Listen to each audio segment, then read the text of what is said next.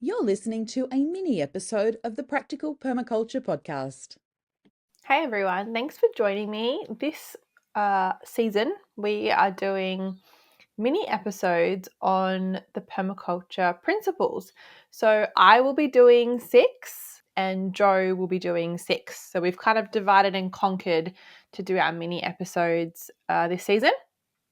So the first one, we will be talking about observation and interaction. So that's the first mini episode. And I didn't want to just talk about my knowledge right now, like from a place of where I'm at right now with my knowledge around observe and interact. I did a bit of a deep dive on my 6 principles. So this is kind of my musings, some blogs, David Holgram's Permaculture Principles ebook, some information from him, lots of different places that I've collected this information about the principles and kind of pulling them together from different places. It's not just knowledge, I think it's also things to kind of go away and think about, maybe some considerations, things you haven't thought about before. So, yeah, we know that principles are tools that can help us add to our design and think about challenging situations. They're not rules, but they inform our decision making and help us make better choices in regards to our design. And observe and interact is definitely a personal favorite of mine. I use it all the time, and I use it to help me have meaningful and slow and intentional life. I use it to carve out pockets of time during my day to create that.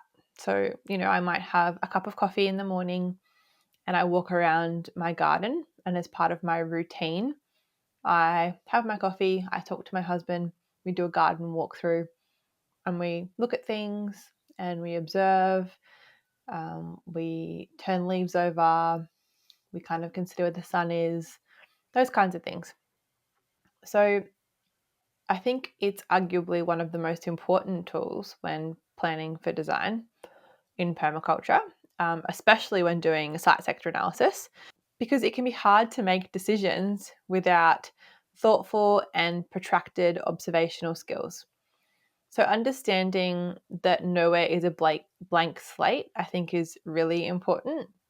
I didn't quite get that until I had my property, and I thought, oh yes, I'm starting with a blank slate, but there is so much that comes with the land just the way it is, whether it's the slope or the sun, or outside of your little plot you might have trees, obviously ecosystems, animals that come into your property.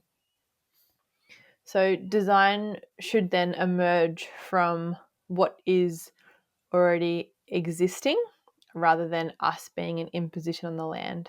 So that's something that I've really come to understand. I think I was a bit bullheaded and I was like, I'm going to do this and that. And it's not until I got here and I started making changes, albeit small things, that I realized that I was imposing what I wanted on the land rather than listening to it and observing more and figuring out what it needed from me or work with what was already existing here.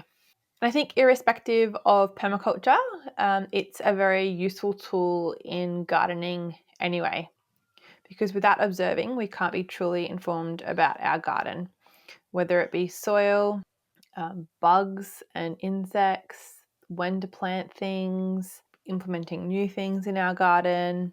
I feel like this principle really reminds us that we need to use all of our senses and take stock and consider before we act.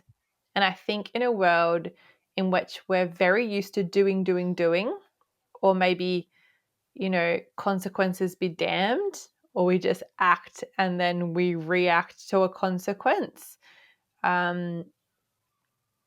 We don't question and observe and maybe fully understand or understand to the best of our ability at that time before we take action. And as human beings, we've really outsourced decision making. think about AI and streamlining things and automation. Like, we're very obsessed with these things and getting things done quicker and faster. However, I think this can lead to decreased creativity or being able to think outside the square. And I think we're also really good at looking at the macro, like the big picture observations, but looking at the micro and smaller everyday things that are around us. These things are the things that sometimes go unnoticed. And we don't have an understanding of the smaller, seemingly insignificant details. And that's something that I feel like permaculture is really teaching me to embrace more, to look at the little things and the impact these little things might be having on my design. The other thing is, I think people think it's a bit woo-woo to tap into our intuition or to pay deep attention to something. But I think that's one of the really cool things about observation, that it is empowering and that it's actually within us, or the answers are within us. We all have these powers of observation and of deep knowing as well. But I think sometimes we have to just quieten our mind enough to be able to listen to them and to hear them and acknowledge them. I think our modern education has also led us to generalize a lot. And that can be hard when trying to make decisions about design that are so situational or contextual that we need observation and those honed in skills of really reading the landscape or paying attention prior to us interacting or making decisions. I think applying critical thinking to our observations is really important. And when I was researching, I came across this interesting concept. I think it was in David Holgram's ebook, explaining that the brain filters out what it believes is non-essential information. And this can make us misinterpret what we're seeing because we filtered out things that we don't think are important. So when we're doing these observational practices, to recognize that our brains and us, we won't have all the information straight away. And that's why protracted and ongoing observation can be important. I think prior to my permaculture course, I thought, we observe, it's done. You do your site sector and you do all your observation, and then you implement something and you can observe it again, a different part of your site. But going back and observing again and going back again and considering the changes that you've made and then observing again, that's something that came up in our chat with Will, to be able to do a site sector, implement, and then do another site sector and do all those observations and collect all that data again, because what you've done has then changed the situation. It's changed the playing field. You need to now observe again before we interact again, and observe again before we might make a decision again. So I think documenting our observations is also a really important step, because then it allows us to go back and consider relationships and patterns and detail. I've been trying to do this with photos and videos because I'm really bad at journaling, but I think it's so important to also document our observations. I know we've all had that experience where we've planted something and forgotten what we've planted, or you make the same mistake the next season because you go, oh, I'm going to remember next year the sun doesn't hit this patch, and you forget and you plant something that needs a full sun.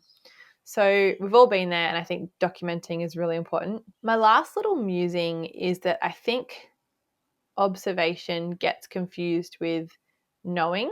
Maybe I just do that, but I don't think that when we observe, we have to necessarily then know what to do with that observation. I think getting into that practice of being uncomfortable about not knowing and being curious about something for a little while, so that eventually it can lead to that knowledge, and not feeling like it has to be instantaneous, that when we observe, we go, oh, I know what to do now, because it doesn't work like that. And I think for me, that's a lot of unlearning and reprogramming in my brain. And then that knowing becomes part of that interact part of this principle, where once you observe and you come to some understanding or you have new knowledge, you then interact and you can begin to investigate this newfound observation in that light of how am I now going to interact with it. And obviously, principles do overlap. So when we're observing, it can help us see design patterns to detail, or how we can accept feedback and integrate rather than segregate, or stack functions, or turn a perceived negative thing into something positive, or creatively respond to change. So all these principles are going to overlap, and I'm sure that Jo will touch on things that I touch on, and things that I touch on will be repeated again in other principles. So I hope this mini helped you think about observation in maybe a different way, or refresh your memory into how you can be doing it more in your day or your week, or maybe how to integrate the practice of observation with a routine that you have to help you do it more regularly. And also just to remind you that once we've interacted, to go back and to observe again, and to think and really sink into that intuition side of observation as well. So that's it from me today, and I will connect with you all again on Friday with Jo for our long format episode. Bye for now.